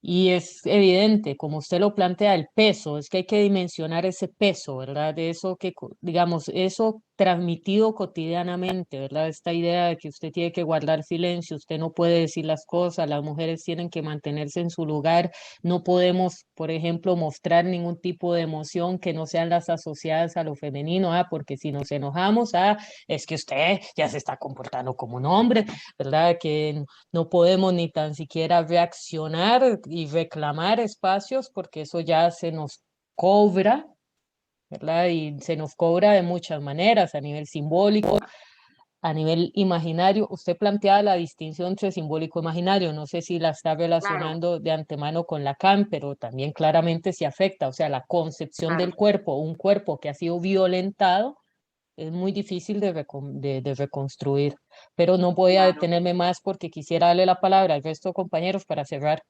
justamente. Muchas gracias. Gracias, profesora. Sí, bueno, vamos rapidito. Nelson, Aarón y Victoria y cerramos acá, por favor. Sí, hola, profe. Hola. Mi pregunta es en relación con eso de las abuelitas y las tías que ustedes están hablando, porque muchas veces uno tal vez encuentra personas que tienen creencias así como muy solidificadas, ancladas, como dijo usted.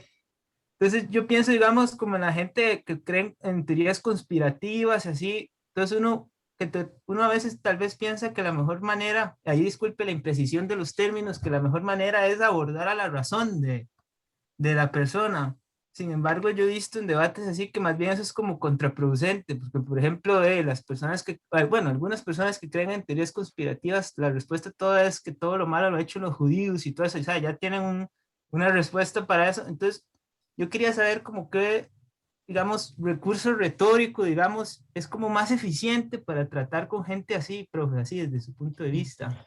Ay, Nelson, créame que si yo tuviera la respuesta a qué recurso retórico podría romper una posición fundamentalista, se la diría, pero no la tengo. Digamos, mi respuesta es que solamente se puede trabajar cuando hay algún mínimo resquicio de duda, es decir, que haya una mínima fractura en ese discurso totalizante. Si no la hay, aquí le voy a contestar como Laura, sujeto privado, no como profesora, se combate. Como profesora le doy todo el margen a que despliegue la argumentación y todo lo que usted quiera, pero como sujeto privado yo lo combato. ¿Por qué? Porque si no es, no podemos apelar a la razón, porque ahí sabe qué es, ahí hay recursos afectivos, hay por ejemplo todos los sesgos de confirmación asociados a un grupo de padres. Entonces, claro, si yo tengo un grupo de padres que creen, no sé, en teorías conspirativas y que es antisemita, por ejemplo, y evidentemente yo le puedo demostrar, ¿verdad?, cómo la población judía no es eso que se imaginan, pero no pasa por ahí. Hay un documental súper lindo en Netflix que se llama, ay, es el de los terraplanistas, ay, se me está, Beyond the Curve. Se lo Sí, yo lo recomiendo. he visto, es muy bueno. Ok, exacto, digamos, ahí pasa un poco eso, ¿verdad? Si usted ve en el documental, se prueba bajo muchísimas formas que la Tierra es redonda, pero esta gente no está dispuesta a ceder. Entonces, ¿qué haces ahí? En términos netamente prácticos, si eso no me jode a mí, todo bien, o sea, y a mí no me importa lo que la gente crea. El problema es cuando eso, un tipo de pensamiento así, pretende ser impuesto como norma política. Y ahí es donde está el problema, cuando se traslada a un precepto público. Digamos, si alguien quiere creer, no sé, en la iglesia del espagueti volador, hágale. Pero si eso se pretende imponer, pues no, es lo mismo con relación, por ejemplo, al aborto, al matrimonio igualitario, a la transexualidad. Es decir, cada quien hace lo que quiera. Pero si ya de antemano se posiciona, no, usted no puede ser eso porque el Estado dice que usted nada más tiene que quedarse con eso que usted piensa que es, que el otro piensa que es un pene, una vagina, y eso significa hombre, mujer, por ejemplo, o que se diga, no, es que yo no abortaría, entonces usted no aborta, ahí es donde está la dificultad. ¿Cómo trasladar lo que puede ser una reflexión privada, que todo el mundo tiene derecho a pensar como le dé la gana, a la imposición a un marco público? Ahora, no veo recurso porque cuando no hay discurso fracturable, lo que hay ahí es dogma. Y por eso las sensaciones que uno da contra una pared, que esa es la sensación que uno tiene cuando discuten con gente que no quiere moverse. Entonces ahí mejor ni discutir, dar media vuelta y buscar gente que sí tenga esta capacidad de mínimamente cuestionar esto que parece inamovible. Ujú. Muchísimas gracias, profe. Con gusto. Aarón y Victoria. A mí me gustaría agregar primero que nada el comentario del compañero Nelson. Hay una charla de TED de un afroamericano. Él cuenta la historia de cómo convenció a un caballero de las KKK de que se saliera. Y cuenta toda la historia de cómo se conoció primeramente y cómo lo conversó, cómo iba a las reuniones. Es Muchas súper gracias. interesante y les recomiendo que se vea la charla. Si encuentro el link, lo paso por el chat. Y en segundo lugar, comentar sobre las mujeres guerreras. Mi madre es policía y ella pasó por el entrenamiento de la murciélago. Ella comenta que salían personas llorando porque las rompieron. En murciélagos las rompían a las personas. Ella lo logró. Cuenta que cuando trabajaba en Curridabat tenían que enfrentarse a personas que una vez le sacaron una UCI y le empezaron a volar disparos. Y ella dice cómo resonaba, cómo sonaba el zumbido. Que esas eran las balas que pasaban. Y no conozco persona más fuerte en este mundo como mi madre. Entonces diría que sí, depende mucho de cómo usted se desarrolla y se hace como persona. Porque mi madre es súper fuerte. Y muchos hombres no son tan fuertes como ella. Solo agregar esto. Muchas gracias, Aarón. Victoria. Hola, buenas noches. Buenas Bueno, noches. yo quería opinar sobre la cuestión de la mujer en la antigüedad, porque veo que les interesaba bastante y yo siento que el problema de la subordinación de la mujer, más que en una cuestión de fuerza física, estaba en esa visión que tenían de que la mujer era inferior moral e intelectualmente, porque eso es algo que incluso defiende Aristóteles, que decía que la virtud de la mujer estaba en obedecer y no en mandar, y que se mandaba entonces se generaba un caos, como con los lacedemonios, por ejemplo, que él decía que habían dejado pues que las mujeres los dirigieran mucho en asuntos de Estado y que por eso el Estado estaba súper mal. También pues en textos como Medea de Séneca se ve que se trata a la mujer como si fuera una bestia, la mujer que no se doblega, como si fuera una bestia que no se puede domar y que por eso es perniciosa, ¿verdad? Entonces pues también retomando lo que usted decía, de que la mujer se veía como con fascinación y al mismo tiempo pues con rechazo. Quería referirme a la figura de Penélope, ¿no? Que es el arquetipo de la mujer ángel y es la mujer fiel que no protesta porque su esposo se va. Y pues en este caso también tenemos la figura de Medea que ya mencioné. Y sobre mujeres guerreras sí hay varios ejemplos. Está Hipólita, está Pentesilea, también está Camila, que es la líder de los Volscos en la Eneida.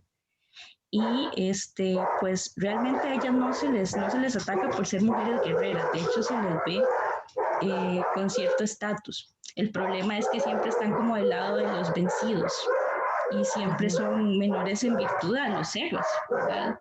Incluso en la vida y obra la vida de Alejandro Magno, creo que es que se llama, de Curcio Rufo, se menciona a las amazonas como un pueblo con cierta dignidad, ¿no? Pero realmente lo que hace Alejandro es usar a la reina de las amazonas para ver si puede engendrar un hijo digno, ¿no? Entonces, pues, el problema creo que va más que todo en esa visión de la mujer como objeto, casi como animal. Exacto. Y eso sería. Muchísimas gracias por las acotaciones. Me hiciste recordar Antígona, por ejemplo, que es un textazo además. Ay, sí. Pero bueno, sé que el tema les ha movido bastante, lo cual me alegra mucho. Espero que esta conversación que tuvimos hoy les abra más bien el interés a que busquen más, a que se informen más, a que se replanteen algunas cosas. Todos y todas siempre tenemos que estarnos replanteando. Aquí no hay nadie impune. Todos y todas, de alguna u otra manera, somos parte de lo mismo y para poder transformar las cosas tenemos que hacernos cargo de esas cosas. Si no, justamente ahí pues sería un ejercicio muy fútil. Muchísimas gracias a los y las que participaron con sus inquietudes, con sus comentarios, ¿verdad? Espero, insisto, que esto les haya abierto, porque además estos son dos clasecitas, ¿verdad? O sea, esto no es nada, para poder abordar un tema que es justamente sumamente complejo y central para nuestra vida. Entonces, cerramos, Pablito. Bueno, no sé si vos tenés algo que decir. Muchas gracias, Laura. Eso, nada más. Muchas gracias a los compañeros y las compañeras que se están sumando de inclusión o de aprovechamiento en mediación virtual del curso. Lo buscan por la sigla, ahí les va a aparecer. Están los videos de las clases anteriores en donde está la organización del curso. Entonces, para que se pongan las pilas con el programa, con el cronograma y con la distribución que hay que hacer de las personas que se incluyen entre grupos para trabajar en la segunda parte del curso en talleres. Nada más eso para recordar, porque hoy aparecieron creo que 2 o 3 personas nuevas. Sí, yo a mis alumnos, a mis estudiantes de su grupo, ya yo les envío un correíto para aquello de que alguno o alguna no lo haya visto con las indicaciones de trabajo. Y hay una carpetita, que eso no se lo mencioné en el correo, que tiene materiales. Eso igual está abierto para cualquier miembro del grupo grande, ¿verdad? Hay materiales para argumentación, cómo hacer artículos, cómo escribir, ¿verdad? Yo les sugiero que también vayan ahí, eso les apoya bastante. No todo se lo podemos explicar, desgraciadamente, entonces también ahí apoyarse en esa bibliografía. Bueno. Muy bien, entonces buenísimo, muchas gracias, súper tema, súper conferencia, la discusión también, los aportes de todos y todas, buenísimos, y nos vemos el día jueves para escuchar a la profesora Elsa hacer la conferencia sobre la fenomenología, y nos vemos entonces el jueves. Muchísimas gracias, Laura. Gracias. Gracias a todos y a todas. Hasta luego, gracias. Gracias. Buenas noches. Chao. Gracias, hasta luego. Gracias, profes. Muchas gracias. Gracias.